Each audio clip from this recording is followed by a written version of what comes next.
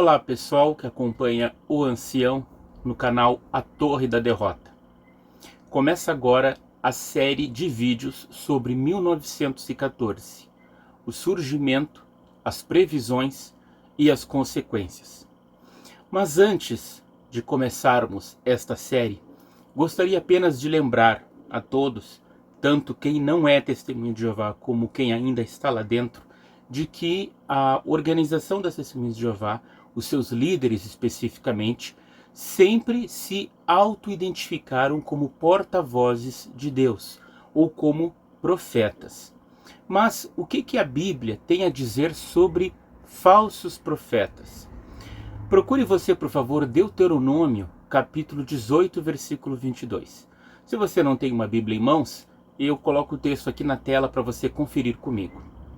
Diz ali: quando o profeta falar em nome de Jeová, e a palavra não suceder, nem se cumprir, esta é a palavra que Jeová não falou. O profeta proferiu-a presunçosamente. Não deves ficar amedrontado por causa dele. Bom, mas onde que a torre de vigia se disse profeta? Bem, peço que acompanhem comigo aqui na biblioteca. Vou mostrar para vocês, na própria biblioteca online das Testemunhas de Jeová, no site jw.org, a sentinela de 1º de outubro de 1972. Na página 581, sob o subtópico Identificação do Profeta. Ali diz: este profeta não era um só homem, mas um grupo de homens e mulheres. Era o grupo pequeno de seguidores das pisadas de Jesus Cristo, conhecidos naquele tempo como estudantes internacionais da Bíblia. Hoje são conhecidos como testemunhas cristãs de Jeová.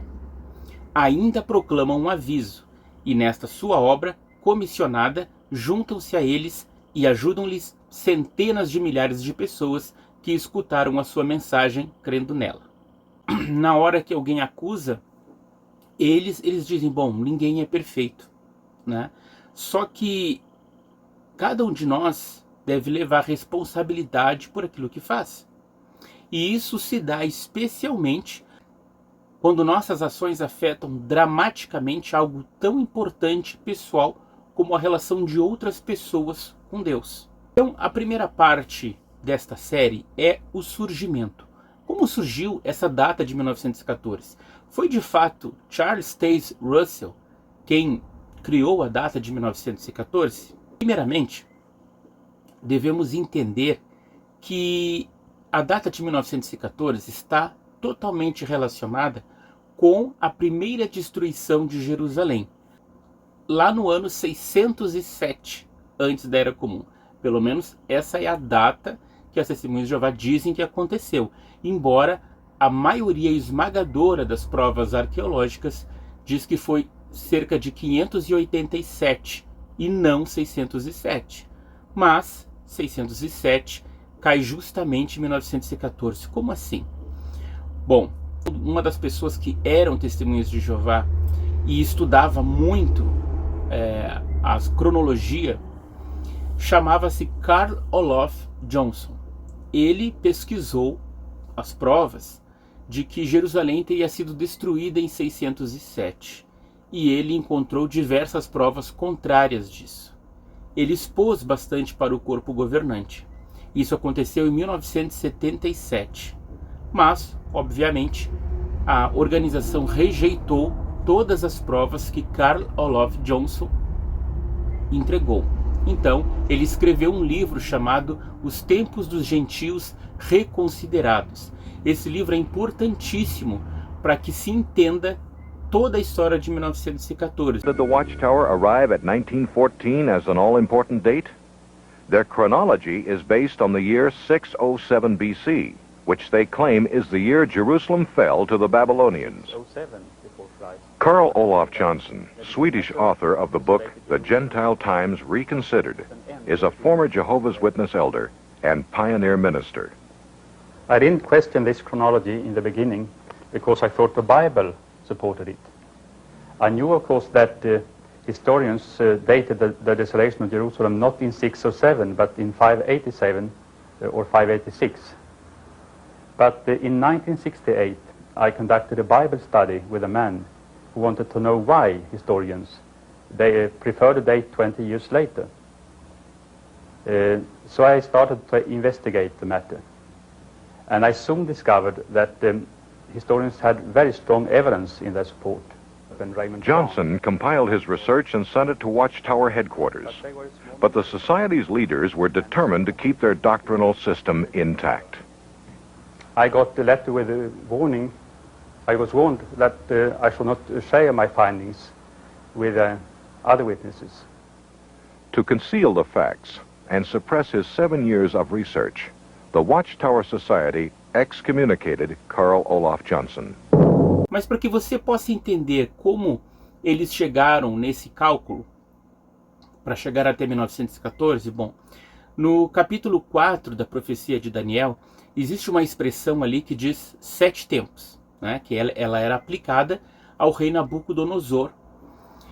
E diz, né, que o Nabucodonosor passaria 7 anos estando louco. Bom, a Sociedade Torre de Vigia ensina que estes 7 tempos, eles profetizam algo maior. Ou seja, o período de tempo que se estende desde a destruição de Jerusalém, que seria 607, até o fim dos tempos dos gentios. Os 7 tempos são interpretados como significando 7 anos. Cada ano com 360 dias. Bom, 7 multiplicado por 360 dá um total de 2.520 dias.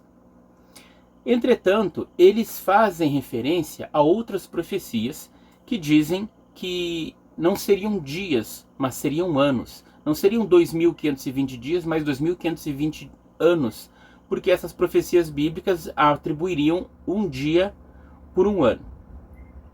Bom, mesmo assim, não foram as Testemunhas de Jeová aquelas que explicaram isso da primeira vez. É dito que a escrita do livro Três Mundos foi o primeiro livro que mencionou que 1914 mostraria o fim dos tempos dos gentios. Mas isto é mentira quando a gente analisa os dados. Bom, Carl Olof Johnson mostrou que a prática de se aplicar arbitrariamente a forma de um dia por um ano já era muito antiga. Por exemplo, no século IX da Era Comum, uma série de rabinos judaicos começaram a fazer cálculos e predições utilizando essa forma de um dia por um ano. Atribuíam, por exemplo, a 1290, a 1335 e a 2300 dias que são encontrados na profecia de Daniel. Então, já no século IX, os judeus faziam aplicações destas profecias. Já entre os cristãos, isso começou pela primeira vez no século XII, começando com um abade católico romano chamado Joaquim de Flora. E não apenas os períodos de dias encontrados na profecia de Daniel, mas também os 1260 dias que é mencionado lá em Apocalipse, capítulo 11. Com o passar do tempo, os diversos intérpretes chegaram a uma notável sucessão de datas, né? Então, cada data que eles viam na Bíblia, que dizia ali 1260 dias, 2300 dias e noitinhas, eles aplicavam como se fosse ano. E isso foi chegando, né, dependendo do ponto de partida, a variações de anos. Por exemplo, em 1796, George Bell, ao escrever numa revista de Londres, predisse a queda do anticristo. E lembrando que naquele tempo, né, eles acreditavam que o anticristo seria o Papa, né? Então isso deveria acontecer em 1797 ou 1813, George Bell havia falado. Por quê? Porque ele baseava sua predição na interpretação de 1260 dias, ou seja, 1260 anos, né? Outros já interpretavam isso a partir da queda de Jerusalém, e outros a partir do início da Igreja Católica. Então o que mudava era o ano para iniciar a contagem. Bom, o que foi interessante é que George Bell, com os seus cálculos, chegou muito próximo da Revolução Francesa. E o que aconteceu nessa época? O Papa foi capturado pelas tropas francesas e forçado para ir para o exílio. E muitos viram nisso, né, um extraordinário cumprimento da profecia bíblica.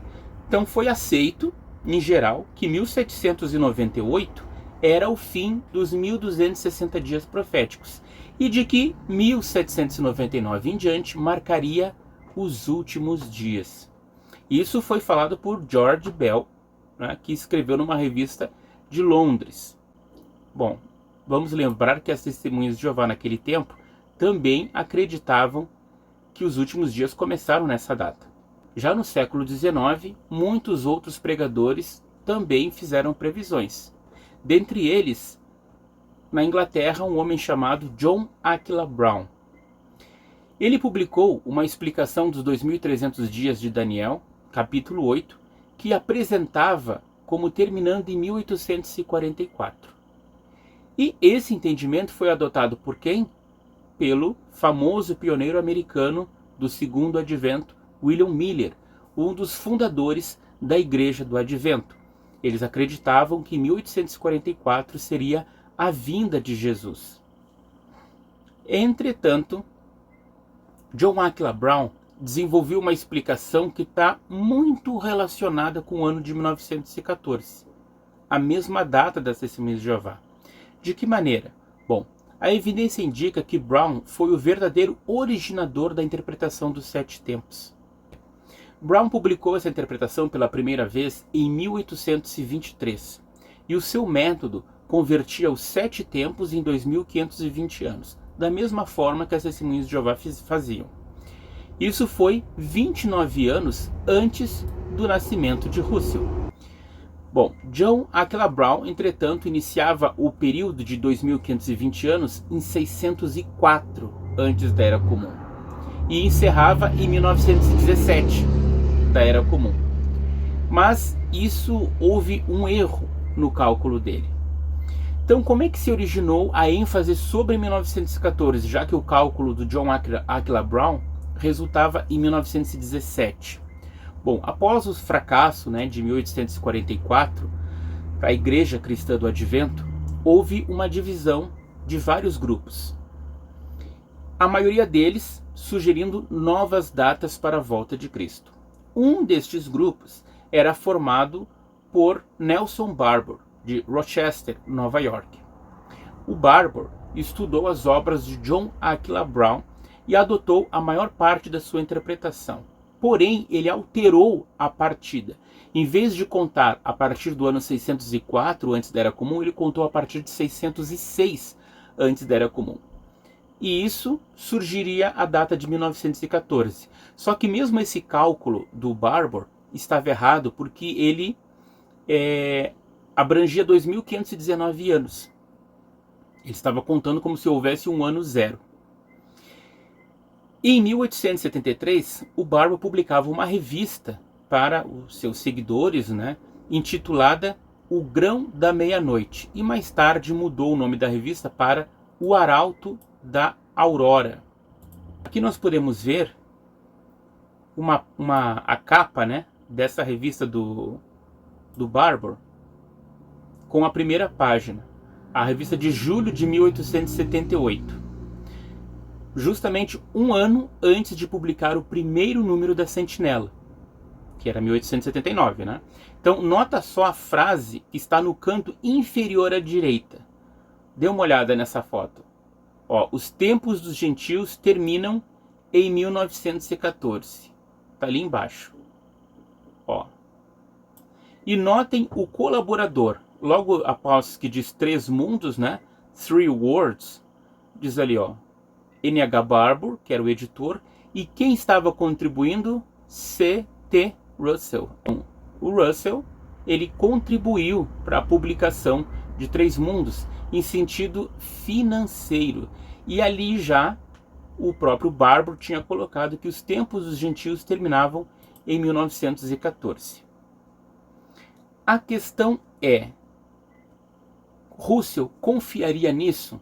Já que Russell não era um homem ainda que profetizava datas? Bom, na Sentinela de 15 de julho de 1906, Russell explicou como ele, aos poucos, foi ficando convencido. Ele disse o seguinte: recordo certos argumentos usados por meu amigo Jonas Wendell e por outros adventistas para provar que 1873 testemunharia a queima do mundo. A cronologia do mundo indicando que os 6.000 anos desde Adão terminaram com o início de 1873. E outros argumentos tirados das escrituras que se supunha coincidir. Seria possível que estes argumentos relativos ao tempo, os quais eu havia desconsiderado como não merecendo atenção, contivessem realmente uma verdade importante que eles haviam aplicado erroneamente? Então, Russell havia desprezado aquelas datas antes, 1844 e 1873. Mas a publicação de Nelson Barbour chamou a atenção de Russell. Daí, Russell acaba dizendo que ele falou com Barbour, escreveu para Barbour, que se ele pudesse mostrar cabalmente e biblicamente sobre essa data, ele estaria disposto a colaborar.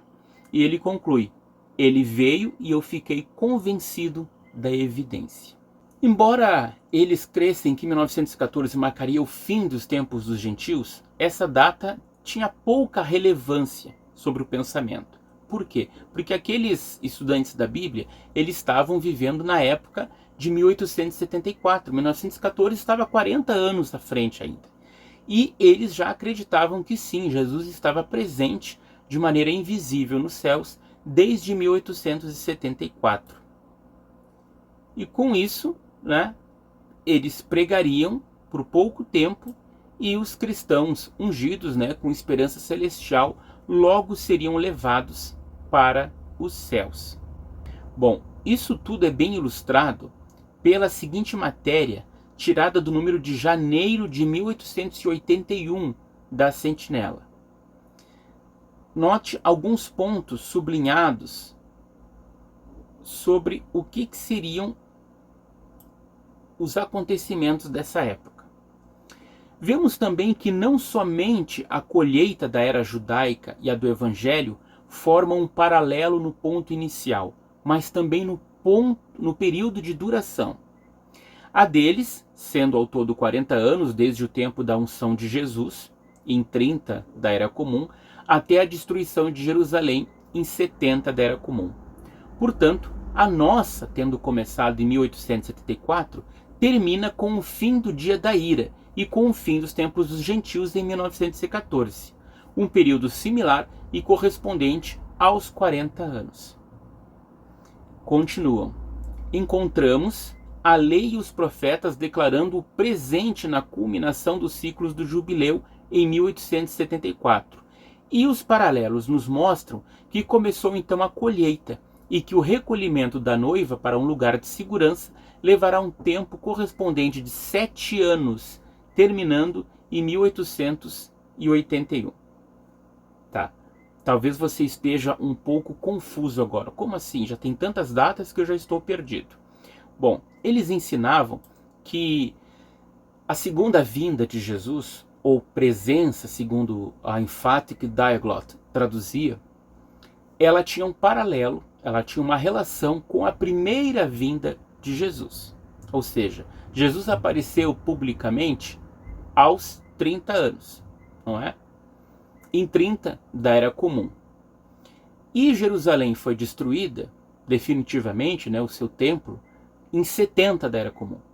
Nesse meio tempo passou-se 40 anos, desde a vinda de Jesus até o fim do sistema judaico. Da mesma forma, eles aplicavam aos tempos que eles estavam vivendo. Jesus veio em 1874, 40 anos depois de pregação, ocorreria em 1914 o fim daquele tempo. Mas, em 1881, o que aconteceria? 7 anos depois da vinda de Jesus, em 1874, os cristãos que estavam ungidos, iriam todos para o céu. Note que ainda nessa sentinela tem o subtópico que diz: por quanto tempo, ó Senhor? How long, ó Lord? Observe estes pontos.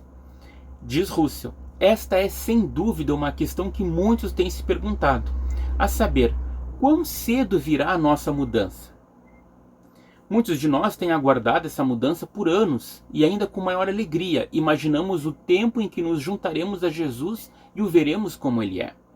No artigo concernente à nossa mudança, no periódico de dezembro, expressamos a opinião de que estava mais próxima do que muitos supunham, e enquanto não tentássemos provar que a nossa mudança se daria em algum tempo específico, mesmo assim, propomos que olhemos para as evidências que parecem indicar que a transladação ou mudança da condição natural para a espiritual deverá ocorrer antes ou por volta do outono do nosso ano de 1881. Continuando, Russell diz: a evidência de que a nossa mudança se dará por volta desse tempo aumenta, já que temos visto que a transformação em corpos espirituais não é o casamento. As evidências de que entramos, ou de que seremos mudados, dentro do tempo mencionado são fortes e se apresentam a todos os interessados como dignas de investigação. A parte de qualquer prova direta de que a nossa mudança está próxima, o fato de que a maneira da mudança pode agora ser entendida é evidência de que estamos próximos do tempo da mudança, pois a verdade é alimento no tempo devido e só é entendida quando esse tempo chega. Essa é uma das argumentações das Testemunhas de Jeová até hoje, que a verdade de Deus é revelada somente no tempo em que as coisas estão se cumprindo. Só que Russell acreditava que isso estava se cumprindo lá no tempo dele. Portanto, eles achavam que era naquela época que eles iriam para o céu, ainda antes de 1914. Ele conclui: apresentaremos agora o que mencionamos através dos modelos e pontos proféticos, como parecendo indicar que a trasladação dos santos e o fechamento da porta chamada de cima se darão por volta de 1881. Ou seja, 35 anos antes de 1914, Russell já estava pregando que em 1881 Deus, e Jesus no caso, fechariam a porta da salvação para quem quisesse ir para o céu. Os 144 mil já teriam todos sido recolhidos e a porta estaria fechada em 1881. Porém, vimos que nada aconteceu em 1881 e Russell teve que ajustar o pensamento dele. Note que no livro O Tempo Está Próximo, a partir da página 239, foi feito um pequeno gráfico, como mostra aqui. Não reconheceram o tempo da sua inspeção. Nosso Senhor se apresentando em 3 papéis como noivo, ceifeiro e rei. Então, de um lado aqui da esquerda dessa coluna, mostra o que teria acontecido lá no primeiro século. E à direita mostra o que eles esperavam acontecer da virada do século XIX para o XX. Então, sempre eles tinham essa ideia de paralelismo. Uma coisa que aconteceu lá no passado aconteceria da mesma forma no tempo que eles viviam. Por exemplo, já diz ali no início, à esquerda, um movimento do advento na época do nascimento de Jesus, 30 anos antes de seu advento e unção como Messias na época do batismo. Do outro lado, o movimento do advento em 1844, 30 anos antes da verdadeira época de sua presença para despertar e provar a igreja. Ou seja, 30 anos antes de Jesus se batizar, lá no primeiro século, ocorreu o nascimento dele. Porque, segundo os cálculos, Jesus teria se batizado no ano 29 da Era Comum. Então, 30 anos antes disso, foi quando ele nasceu. Foi um movimento do advento. E eles relacionaram isso com o ano 1844, 30 anos antes de 1874, para mostrar que aquele movimento do William Miller era uma demonstração de que Jesus estava chegando. Depois, a própria presença do Senhor como noivo de ceifeiro, em outubro de 29, e assume poder e título como rei 3 anos e meio, depois, em 33 da Era Comum. A mesma relação, então, Jesus em 29 se batizava, 3 anos e meio ele recebia o título de rei, porque em 33 ele morreu. Então, a presença de Jesus se daria em outubro de 1874. 3 anos e meio depois, 1878, ele estaria nos céus como rei, e isso aconteceria o quê? Faria com que os ungidos fossem ressuscitados, né? E aqueles que estavam na terra morreriam e iriam para o céu. A primeira obra do rei. Bom, primeiro foi rejeitado a casa dos judeus nominais e limpado o templo literal. E isso aconteceu, segundo Russell interpretava, né? A rejeição dos cristãos nominais, aqueles que só tinham o título de cristão, mas de fato não pregavam, né? E limpado o templo espiritual. De um lado, a inteira destruição do sistema judaico, né, do Estado judaico, 37 anos após ter sido rejeitado ou 40 anos a partir do início da colheita. Da mesma forma, 37 anos após ter sido rejeitado, em 1878, ou 40 anos a partir do início da colheita, em 1874, se daria 1914. Então note que esse paralelismo era feito sempre com aquilo que acontecia na Bíblia. Muitos anos depois da virada do século, nos primeiros anos após 1900, o foco ainda se concentrava nessas datas, né? 1799, 1874, 1878. Porém, foi feito um ajuste, né, com relação ao fechamento da porta, que seria em 1881. Em 1911, na sentinela de 15 de junho, Russell teve que se explicar e dizer que a porta ainda estava aberta. Observando estes paralelos, encontramos 1874 como o início desta colheita e do ajuntamento dos eleitos, desde os 4 ventos dos céus. 1878 como o tempo em que Babilônia foi formalmente rejeitada. Laodiceia foi vomitada, o tempo desde o qual se declara caiu Babilônia Grande. O paralelo em 1881 parece indicar que ainda se mantinham certos favores aos em Babilônia até essa data. Em harmonia com este paralelismo, outubro de 1914 testemunhará o fim total de Babilônia como uma grande mó lançada no mar, completamente destruída como sistema. Aí eles dizem o seguinte, ó: nosso entendimento é que a chamada ampla ou geral desta era para as honras do reino cessou em outubro de 1881.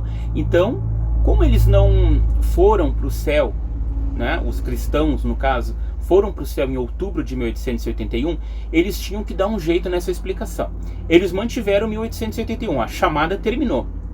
Entretanto, como já foi mostrado nos estudos das Escrituras, fazemos a distinção entre o fim da chamada e o fechamento da porta.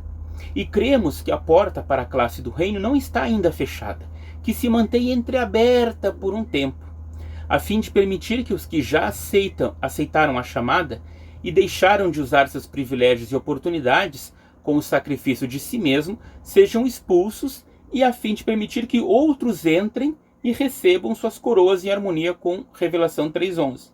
Portanto, o tempo atual, desde 1881 até que a porta para o sacrifício no serviço do Senhor seja completamente fechada, é um período de peneiramento com respeito a todos os que já estão no favor divino numa relação pactuada com Deus. Ou seja, Russell manteve a data de 1881 como o final, o fim da chamada para os cristãos irem para o céu. Mas a porta havia ficado entreaberta, a porta do céu, entende? E alguns cristãos que deixaram de ser fiéis seriam substituídos por outros até 1914, quando então o fim chegaria. Note que isso foi escrito em 1911. 1914 agora estava muito próximo. A colheita estaria terminada e os últimos dias teriam alcançado plenamente o seu auge. Agora, o que as testemunhas de Jeová, né, por meio de Russell, ensinavam nas suas publicações sobre 1914? Bom, é exatamente esse assunto que nós veremos no próximo vídeo.